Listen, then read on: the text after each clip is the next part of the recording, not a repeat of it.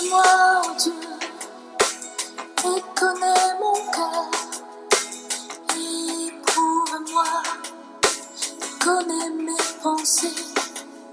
Regarde si je suis sur une mauvaise voie et conduis-moi.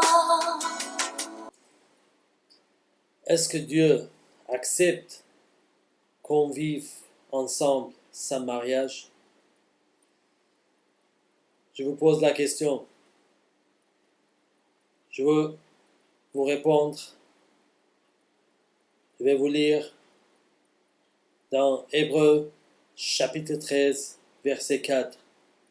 Que le mariage soit honorable en toutes choses et le lit sans souillure. Or Dieu jugera les fornicateurs et les adultères.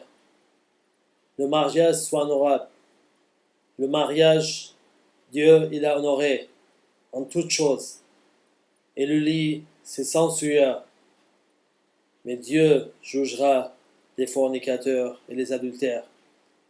Je vais revenir en arrière pour le premier mariage que Dieu qu'il a rassemblé Adam et Ève.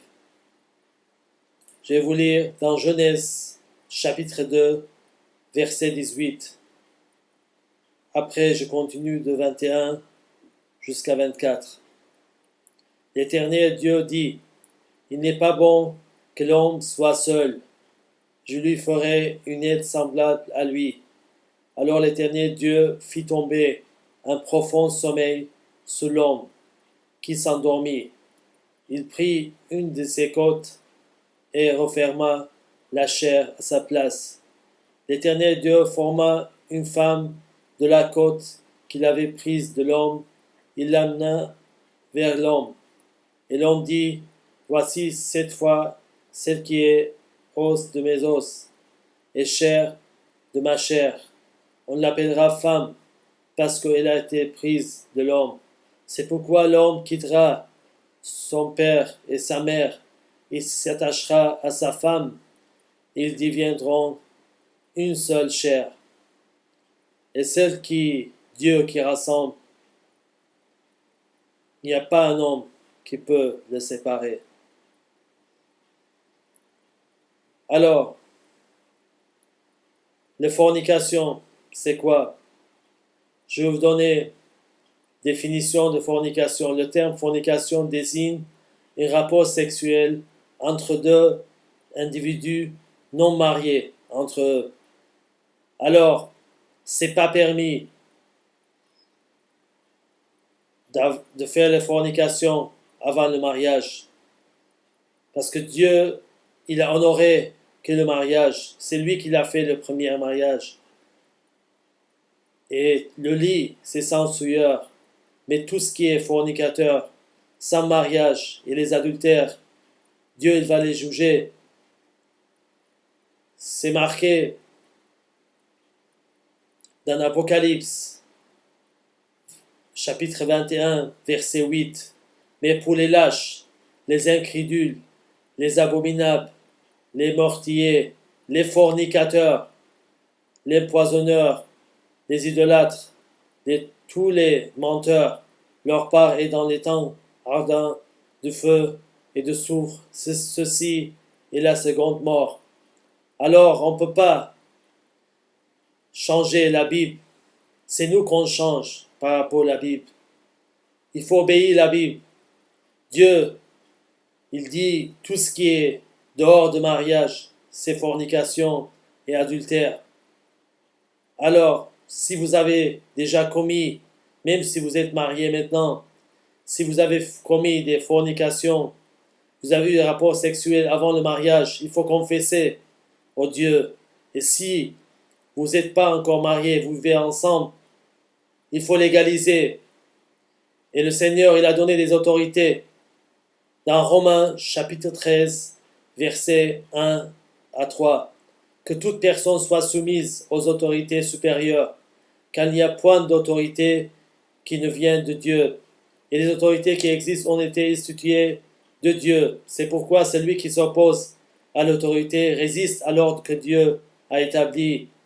et ceux qui résistent attireront une condamnation sur eux-mêmes. Ce n'est pas pour une bonne action, c'est pour une mauvaise que les magistrats sont à redouter.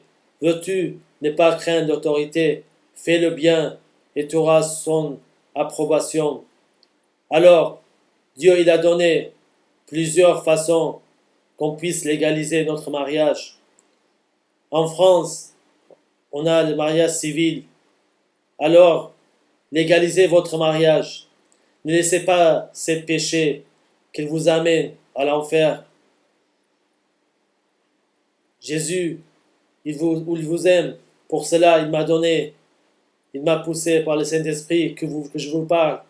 C'est le sujet, c'est la vérité. Je sais quand dans les églises de Babylone, ils ne parlent pas de cette vérité, mais c'est la vérité.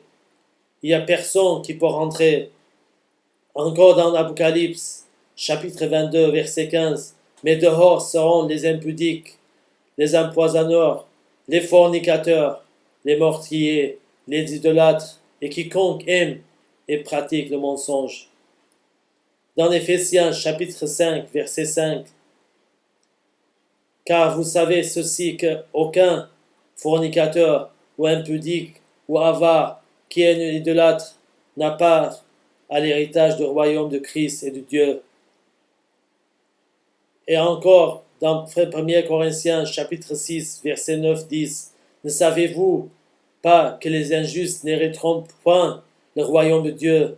Ne vous y trompez pas, ni les impudiques, ni les idolâtres, ni les adultères, ni les efféminés, ni les infâmes, ni les voleurs, ni les coupites, ni les ivrognes, ni les outrages, ni les ravisseurs n'hériteront le royaume de Dieu. Les efféminés. Et dans Romains chapitre 1, versets 24 à 27, c'est pourquoi Dieu les a livrés à l'impureté, selon la convoitise de leur cœur, en sorte qu'ils déshonorent eux-mêmes leur propre corps, eux qui ont changé la vérité de Dieu en mensonge, et qui est béni, et qui ont adoré et servi le Créateur au lieu de Créateur, qui est béni éternellement. Amen. C'est pourquoi Dieu les a livrés à des passions infâmes, car leurs femmes ont changé l'usage naturel en celui est contre nature. Et de même, les hommes abandonnent l'usage naturel de la femme, et sont enflammés dans leurs désirs, les uns pour les autres, commettant homme avec homme des choses infâmes, et recevant en eux-mêmes le salaire qui méritait leur égarement. Alors,